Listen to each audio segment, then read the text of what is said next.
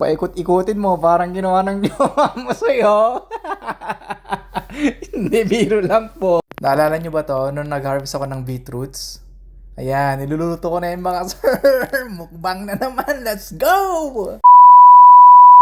Ayan, dito pala, naghati lang ako ng mga bacon, yung mga tinatada ko nung nakaraan.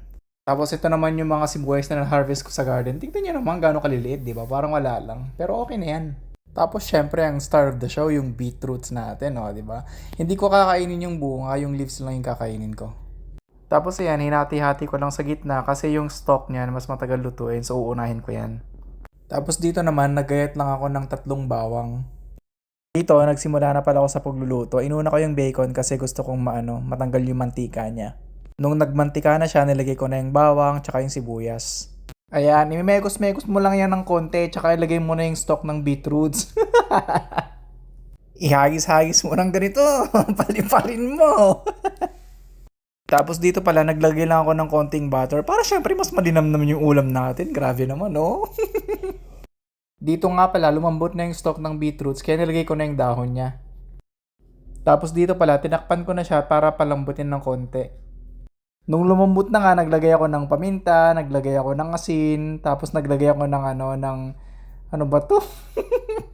Vinaigrette pala yung tawag doon. Yawa, oy. Tsaka chili pepper. Tapos mekos-mekos lang ng konti.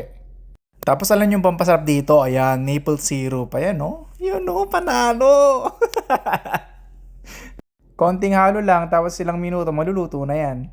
Tapos ayan na nga, naglagay ako ng homemade kimchi. Ayan, naku, ang sarap niyan. Okay, ginawa ko yan, solid. Tapos nalagay ko yung star of the show, yung beetroots natin. O, ayan, o, di ba? Panalo! Oo nga pala dito, nag-decide ako magluto ng isang itlog. Yan, o, sunny side up yan. Paikot-ikutin mo, parang ginawa ng jowa mo sa'yo.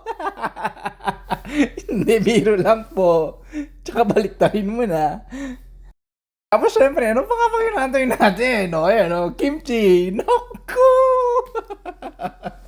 Ang sarap. Yung beetroot, star of the show. Tingnan nyo naman, sarap na sarap yan. No? Oo. Tapos itong sunny side up. Kainin mo na yan. Napahinantay mo. Diba? Yun. Sabi ko naman sa inyo, magtanim na kayo ng kung ano-ano. Hindi kayo magugutom, promise. Ayun o, diskarte lang. Oo nga pala, may allergy ako ngayon kaya ganito yung boses ko. Parang alam mo yun, may sakit. Pero syempre, mag-enjoy pa rin tayo sa pagkain natin kasi libre yan, no? Diba? From the garden, fresh from the garden. Last bite for kimchi and boom, you're done, bro.